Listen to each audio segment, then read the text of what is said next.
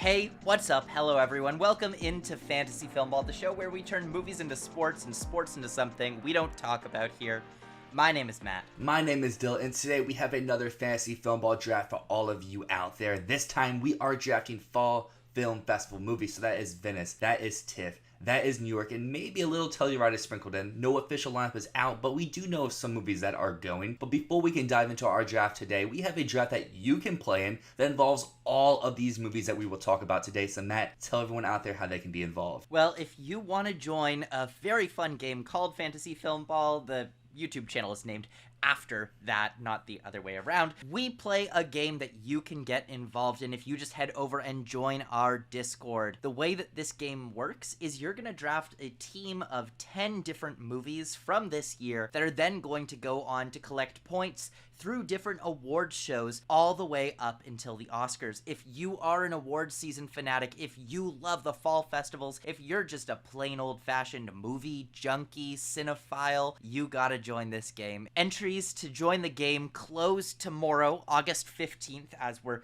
posting this video on August 14th. So make sure you join before then. Again, this game is a ton of fun and you don't want to miss out. Let's dive into our draft today. I took the L last week on the Nickelodeon movie draft, probably because I had some meme movies on my roster that maybe not everyone loves, but we have committed fans out there for Adore, for Fighting with Fire, and for Paw Patrol the movie, but you know, that doesn't get you the W sometimes. So that means Matt has the first overall pick this week, and I think there's a lot of great stuff on the board, so I'm really interested to see where he goes. I probably know, but I'm hoping he doesn't go for what I think he does. Alright, so there's a lot of good movies coming out of these fall festivals, but that said, it's a little bit underwhelming. You know, Killers of the Flower Moon, it's not on the board today. It's not playing anywhere this fall. And that leaves me, there's 3 movies here that I think look like they could be a number 1 choice. I'm really torn between 2 out of those 3 movies that I think are good first choices. 2 of these movies, one of them's playing TIFF, and I'm going to be seeing it very soon.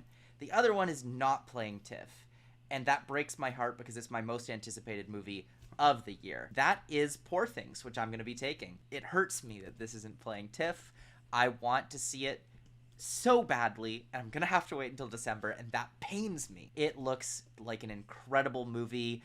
Emma Stone looks like she's doing the most in it. The cinematography, production design, the costumes are so luscious, vivid. Oh my god, the makeup. The book is incredible that this is based on, and I can't wait to see how they translate it to the screen.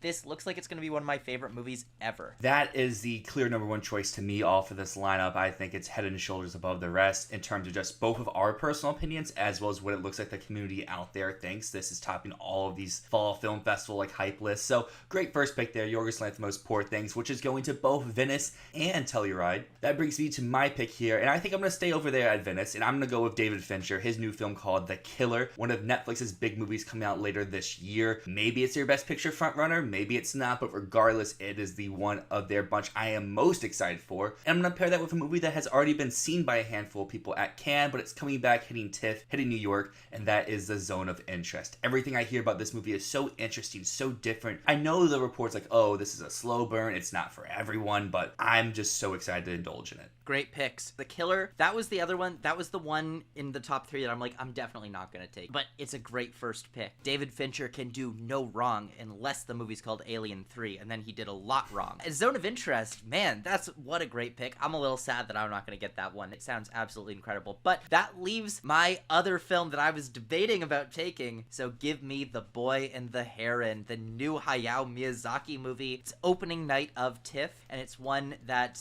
I think might be, alongside Poor Things, my most anticipated movie of the entire year. Miyazaki has meant so much to me in my life, and this is one that I just absolutely cannot wait to see. To pair that, give me Anatomy of a Fall. Palme d'Or winner, it's hitting TIFF, it's hitting NYFF, probably going to Telluride. This is one that sounds like an intriguing courtroom thriller that has apparently one of the best performances in a very long time. A Cate Blanchett Tar level performance, as people were saying. So I'm going to drop a little bit of a hot take here. Boy and a Heron was not in my top 10 list here. Anatomy of a Fall was closer to my 10, but those are still 2 movies I'm very much excited for. I made this mistake last week in the Nickelodeon draft, going with stuff I like more than the consensus. So this week for these picks 3 and 4. I'm going to do one for me, one for you. So the one for me here is going to be Michael Mann's Ferrari. I know all the reports, this could be great, this could be bad, but there has to be a reason why Neon and A24 had the biggest bidding war in both of their studios' histories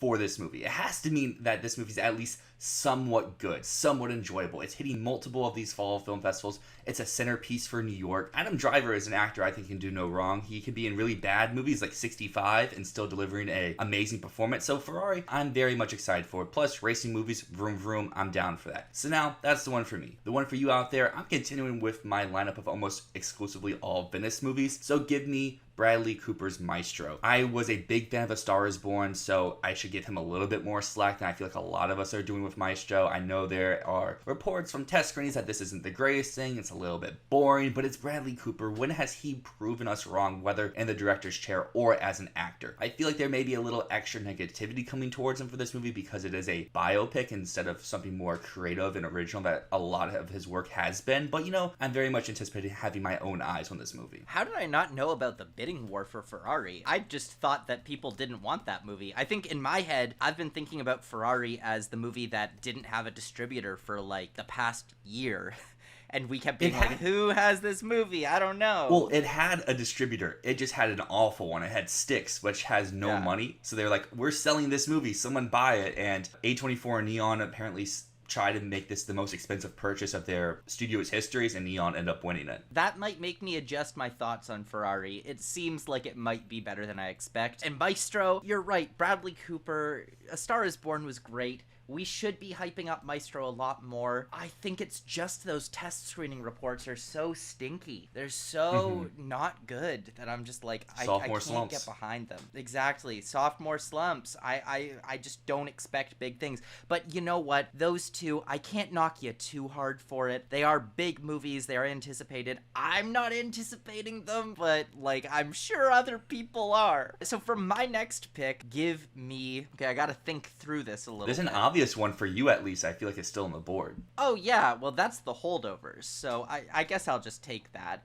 because Paul Giamatti is one of my favorite actors. Alexander Payne is one of my favorite directors. I just love the vibe of his work. Sideways is one of my favorite movies of all time, as well. The Descendants, Nebraska, even Downsizing. I loved Downsizing. Arrest Me. Anyways, the trailer for this, it hit with me. I know it did not hit with you, Dylan, but for me, this one looks like one of the funniest movies of the year, one of the most big-hearted movies that's coming out through the festival circuit. It looks like it's going to make me cry, make me laugh, give me all the good feelings that I want out of an Alexander Payne movie. So this is the one I'm going to take. And lastly, I got some choices that swing big. But like, that's the thing. I could swing big and pick one that I'm actually really hyped for, or I could pick a little bit of a safer choice that everyone out there is going to like, but would just be one down on my list. So I'm looking at my list of 10.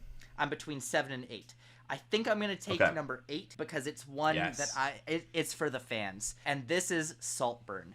Emerald Fennell. It's going to be playing at Telluride. It's going to be playing at London. This is one I was a bit nervous for because of that sophomore slump. I hadn't heard too much about it from test screenings. Lately, I've heard a lot more. That's very interesting. Some people saying it's Barry Keoghan's best performance. People saying that the script is brilliant. People comparing it to a lot of movies I really love. There were recently a couple of photos released from this movie, and it looks fucking fire. Oh my god. The cinematography looks gorgeous. That's why I gotta take this. But I almost took The Peasants. I don't think you're gonna take that one, so I can talk about that. But yeah, fully painted movie, that would have been cool to take. But I feel like Saltburn, if I didn't take it, you might have. No, I wouldn't. I have a very, I think, inspired pick, an out there pick, a wild pick for my last slot. If you went with The Peasants, it would have been a little bit more cooler, because if you would go with a fully painted movie, I would go with, I don't even know what's the right way to describe this movie. Is it a fully infrared movie? Yeah. Aggro Drift? This was my number 10. For my last slot here. Yeah. Harmony Korine is a director who has ups, has downs, but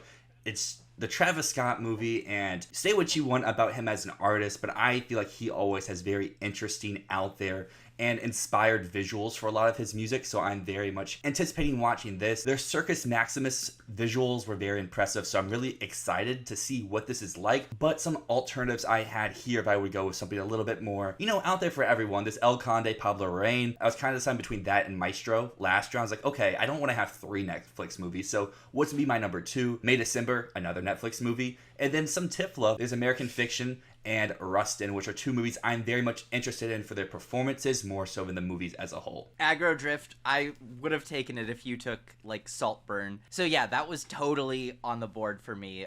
I cannot wait for that movie. It sounds absolutely nuts. But yeah, that is our draft. And to recap, the films on my team are Poor Things, The Boy and the Heron, Anatomy of a Fall, The Holdovers, and Saltburn. On the flip side, I have The Killer, The Zone of Interest, Ferrari, Maestro, and Aggro Drift. Woo! I think this is going to be a contentious draft. This is going to be hard. This is going to be like 50-50. I think it will be 50-50 as well, but I think the people who are voting are going to be very much more passionate for one side or the other. It's not like, I don't think a lot of people are going to be like, oh, I'm like mixed between the two. I just think we appeal to 2 very different voters. And it's just going to be more interesting to see which voters we have more of. I mean, hey, we're very different people, so that works out. They reflect our tastes. Anyways, thank you so much for watching. Make sure you go vote in the community tab, join our Discord, and we'll see you next time. As always, my name is Matt. My name is Dyl, and this is Fantasy Filmball.